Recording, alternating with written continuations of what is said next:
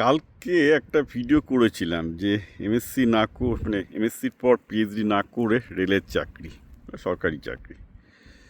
তাতে দেখলাম হুয়া করে অনেক মন্তব্য এসছে যে পিএইচডি করে পোস্টডক করে আজকাল কোনো লাভ নেই, এমএসসি বিটেকের পরেই চাকরি খুঁজতে বেরিয়ে যাওয়া উচিত।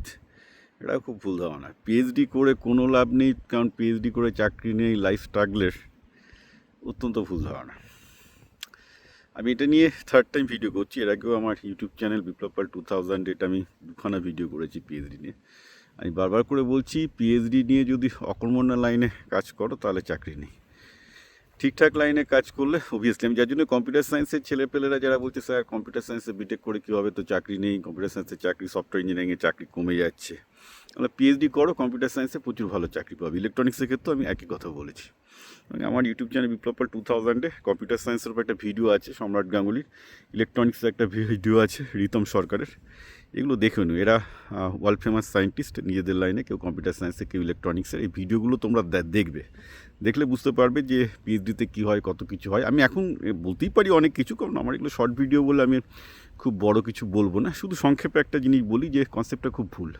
দেখো, পিএইচডি পোস্টডক করে যারা চাকরি পাচ্ছে না, সেটা তাদের নিজেদের দোষ, অ্যাবসলিউটলি নিজেদের দোষ। কারণ পিএইচডি, প্রথমত বলা যায় যে পিএইচডি এবং মানে পিএইচডির লাইন বা রিসার্চের লাইন একটু টাফ।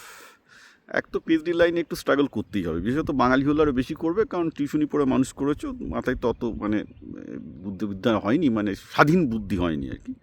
ইন্ডিপেন্ডেন্ট থিঙ্কিং ক্যাপাবিলিটি না থাকলে পিএইচডি করাটা টাফ হয়। ইন্ডিপেন্ডেন্ট ক্যাপাবিলিটি থাকলে পিএইচডি করা জলভাত, যেখানেই যাও না কেন। তো সেটা একটা প্রবলেম আছে। সেকেন্ড প্রবলেম হচ্ছে কি, যে বেসিক্যালি গাইডের সাথে গণ্ডগোল হতে পারে।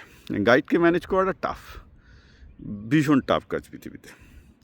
ওকে, বিশেষ করে যারা ভালো গাইড, তাদের নিজস্ব মেজাজ থাকে, তাদের একটা একাডেমিক প্রতিপত্তি থাকে, এবং ভালো গাইড আন্ডারে কাজ না করলে ভালো প্লেসমেন্ট পাবে না।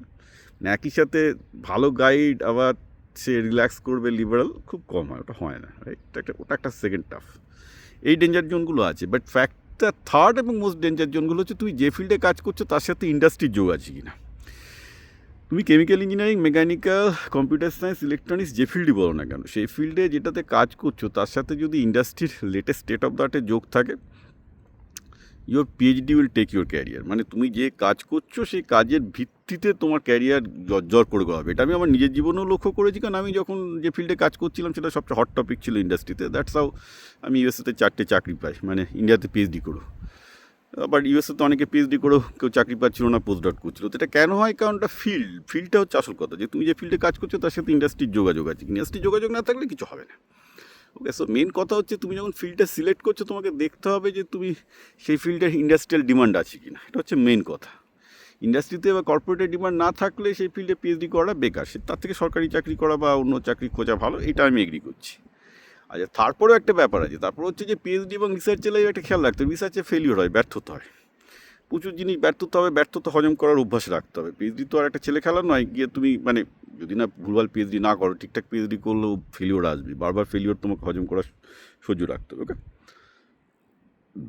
আর একটা জিনিস তো খুবই গুরুত্বপূর্ণ ব্যাপার, সেটা হচ্ছে এই যে একটা জিনিস খেয়াল রাখতে হবে, যে রিসার্চের টাকাটা কর্পোরেটে যেটা ঢালে সেটা পুরোটাই জুয়া খেলা। কর্পোরেট রিসার্চে যা তৈরি হয় তার 98% কিন্তু মার্কেটে আসে না, অর্থাৎ কর্পোরেট কিন্তু তোমাকে নিয়ে জুয়া খেলছে।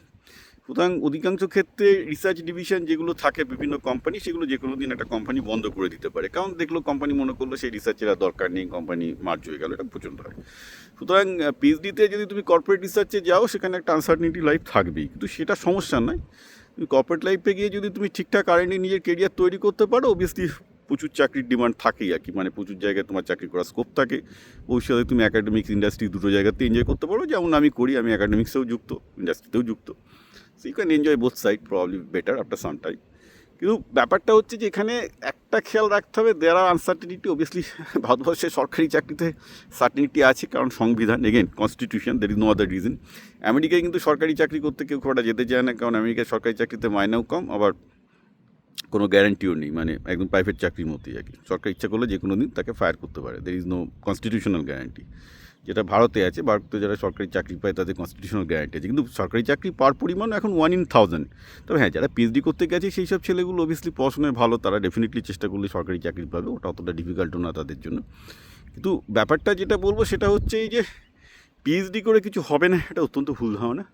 পিএইচডি করলে তুমি অত্যন্ত ভালো ভালো ফিল্ডে ভালো ভালো জায়গায় গোটা পৃথিবী ঘোরার সুযোগ পাবে, ইন্টারন্যাশনালি ট্রাভেল করতে পারবে, সব জায়গায় ঘুরতে পারবে, পৃথিবীর latest state of the art জিনিস দেখতে পারবে, ভালো ভালো জায়গায় যেতে পারবে, ঘুরতে পারবে, থাকতে পারবে। Of course you will be earning a lot higher salary and lot higher status than any government job in India. কিন্তু মানে যেহেতু তুমি ইন্টারন্যাশনালি তুমি ঘুরে বেড়াবে, বাট ফ্যাক্ট ইজ তার সাথে সাথে লাইফে আপ অ্যান্ড ডাউন প্রচুর থাকবে, এটাও মানতে হবে। তারপর তুমি যদি দেখো অ্যাকাডেমিক্স আলটিমেটলি একটা লোক 31, 32, 33 বছর প্রতি বছর বয়সের মধ্যে পেয়েই যাবে, সেটা কোনো ব্যাপার নয়, চেষ্টা করে যেতে হবে। তো অ্যাকাডেমিক লাইফ ইউএসএতে বা ইন্ডিয়াতে অতটা বড় লোকদের লাইফও না, ইন্ডিয়াতে একটু বেটার। আইটি প্রফেসর বা IIM professor obviously they paid very well, মানে ইন কম্পারেটিভ লেভেল। ইউএসএতে প্রফেসরদের মধ্যে private university professors are paid very well in lucrative field, কিন্তু গভর্নমেন্ট স্টেট কলেজের প্রফেসররা একটা সার্টেন স্কেলেই স্যালারি পায়, it's not that high, but তারা প্রচুর প্রজেক্ট এনে প্রচুর টাকা ইনকাম করতে পারে। সো রিসার্চে ভালো ভালো ফিল্ডে প্রফেসর হলে সাইড ইনকামের প্রচুর স্কোপ আছে, it's not that. So basically দেখো এটা কোনো কম্প্যারিজন হয় না, কম্পিটিশন হয় না, কিন্তু দুটো আলাদা লাইফ। একজন বলছে যে আমি সারাদিন, আমি যেটা আগের দিন বললাম যে সারা জীবন ডাল ভাত খেয়ে থাকবো কারণ আমার লাইফে কোনো চিন্তা নেই, পেট ভালো থাকবে। আমি বললাম না, আমি পৃথিবীর সমস্ত খাবার খাবো, খেয়ে বুঝবো যে পৃথিবীতে কত রকমের টেস্ট আছে। আলটিমেটলি দুজনেই মারা যাবে, কিন্তু একটা হচ্ছে যে একজন বলছে না আমি সব কিছু পৃথিবীর রূপরস গন্ধ জেনে মারা যেতে চাই, একজন বলছে না না আমি কোনো রকমের বেঁচে থেকে মারা যেতে চাই। একজন বলে আমি শুধু বেঁচে থেকে মারা যেতে চাই, একজন বলে আমি উপভোগ করে মারা যেতে চাই। এছাড়া আর কোনো পার্থক্য নেই।